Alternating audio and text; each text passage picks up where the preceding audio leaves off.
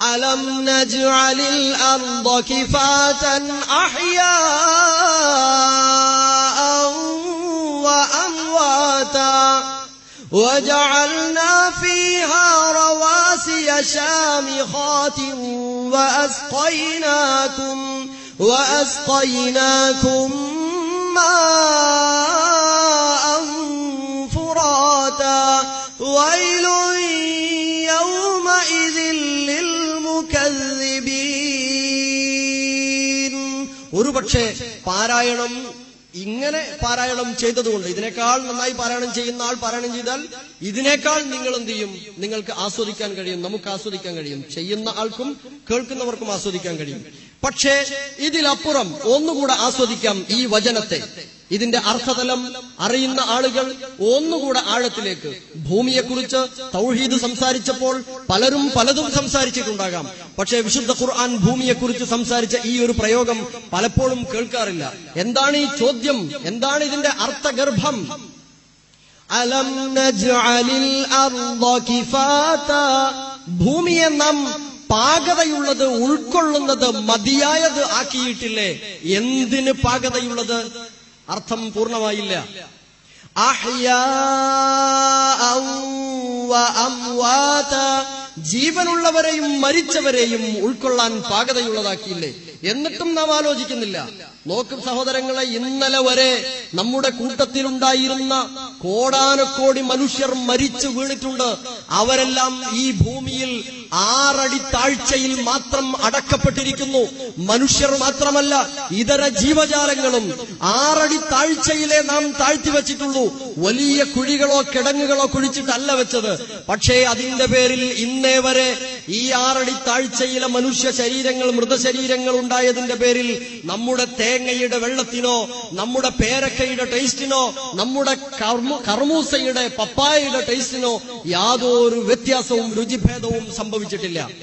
നമുക്ക് മേലെ ജീവനോടുകൂടെ ജീവിച്ചു പോകാൻ യാതൊരു തടസ്സവും ഇല്ല. വളരെ സന്തോഷമാണ്.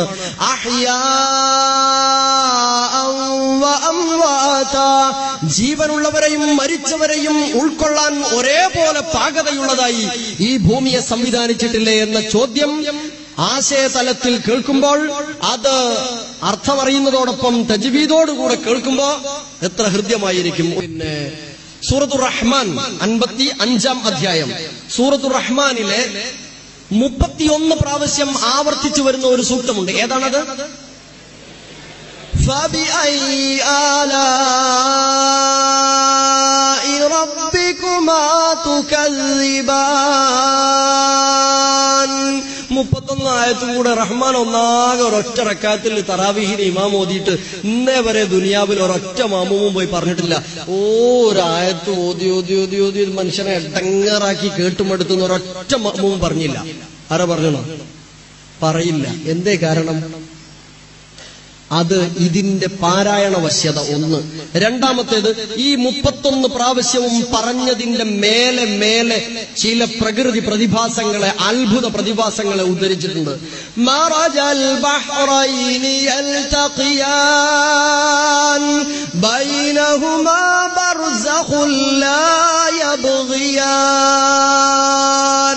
ഫബിഅയ്യി ആലാഇ റബ്ബികുമാ തുകദ്ദിബാൻ. എന്താണ് ആ ചോദ്യം?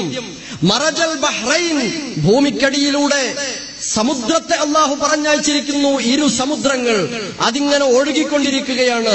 അതിൽ 2 തരം ജലമുണ്ട്. വിശുദ്ധ ഖുർആൻ 25-ാം അധ്യായം സൂറത്തുൽ ഫുർഖാനിലെ അവസാന ഭാഗത്ത് പറഞ്ഞതുപോലെ, ഹാദാ അദ്ബുൻ ഫുറാത്ത്, ഇത് ക്ലിയർ വെള്ളമാണ്, തനി പച്ചവെള്ളമാണ്.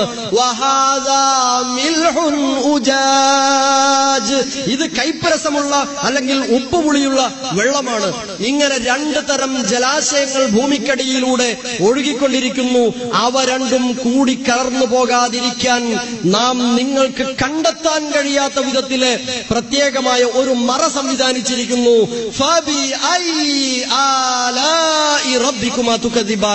ഇനിയും എന്തേ, അള്ളാഹുവിന്റെ ഏതേത് അനുഗ്രഹങ്ങളെയാണ് കൂട്ടരെ നിങ്ങൾ തള്ളിപ്പറയുന്നത് എന്നാണ് വിശുദ്ധ ഖുർആനിന്റെ ചോദ്യം. അതുകൊണ്ട് ആർക്കും മടുപ്പുളവാകുന്നില്ല. സഹോദരങ്ങളെ, സൂറത്തുൽ വാഖിഅ 56-ാം അധ്യായത്തിൽ 4 ചോദ്യങ്ങളുണ്ട്. ആ 4 ചോദ്യം ഭംഗിയായി ഇമാമു പാരായണം ചെയ്യുമ്പോൾ പകുതി 50% നമ്മൾ ആസ്വദിക്കും. പക്ഷേ അതിന്റെ അർത്ഥം കൂടെ മനസ്സിലാകുമ്പോൾ 100% ആസ്വദിക്കാൻ കഴിയും. ഏതെന്നല്ലേ ആ വചനം? ഖുർആൻ ലേണിംഗ് പഠിതാക്കളായ നിങ്ങളിൽ പലർക്കും അത് പറഞ്ഞു തരേണ്ടതില്ല. എങ്കിലും ആ വചനങ്ങൾ മാത്രം പറഞ്ഞ് ഞാൻ അവസാനിപ്പിക്കാം. വചനങ്ങൾ: അഫറഅയ്തും മാ തുംനൂൻ. പാരായണത്തിന്റെ ആസ്വാദനം മാത്രമാണ് ഇപ്പോൾ ലഭിച്ചത്. ഇനി അതിന്റെ അർത്ഥം, നിങ്ങൾ ഓരോരുത്തരും ശ്രവിച്ചുകൊണ്ടിരിക്കുന്ന ഇന്ദ്രിയത്തെക്കുറിച്ച് നിങ്ങൾ ആരെങ്കിലും ആലോചിച്ചിട്ടുണ്ടോ?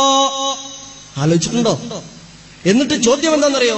അഅൻതും തഖ്ലുഖൂനഹു അം നഹ്നുൽ ഖാലിഖൂൻ. നിങ്ങളാണോ അത് സൃഷ്ടിക്കുന്നത്, അതല്ല നാമാണോ? ആലോചിച്ചാൽ ഉത്തരം പറയും, ഞങ്ങളല്ല പടച്ചോനെ എന്ന്. ചോദ്യമാണ്. സത്യനിഷേധികളായ ആളുകളുടെ മുമ്പിൽ പടച്ചോൻ വെക്കുന്ന സൂറത്ത് വാഖിയയിലെ 4 ചോദ്യങ്ങളിൽ ഒന്നാണ്.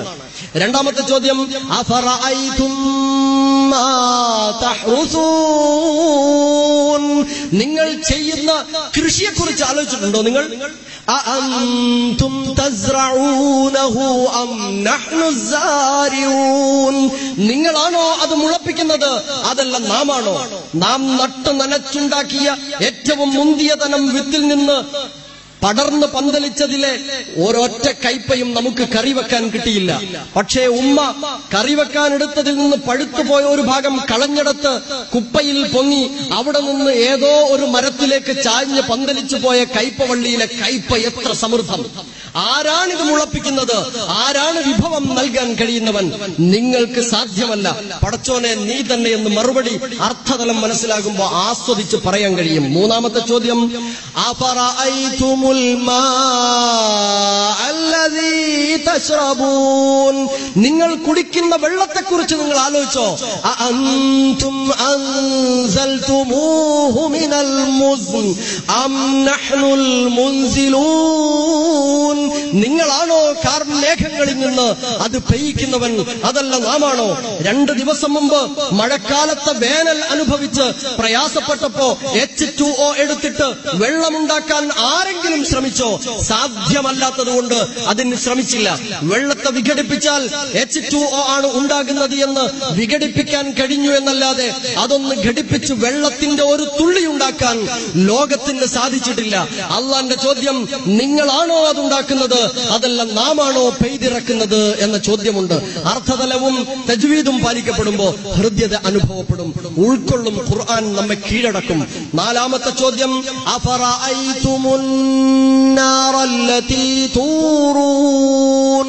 നിങ്ങൾ കത്തിച്ചുകൊണ്ടിരിക്കുന്ന തീയെക്കുറിച്ച് ആലോചിച്ചിട്ടുണ്ടോ സ്ത്രീകളെ? നിങ്ങൾ തീയെക്കുറിച്ച് ആലോചിച്ചിട്ടുണ്ടോ? അഅൻതും അൻശഅതും ശജറതഹാ അം നഹ്നുൽ മുൻസിഊൻ.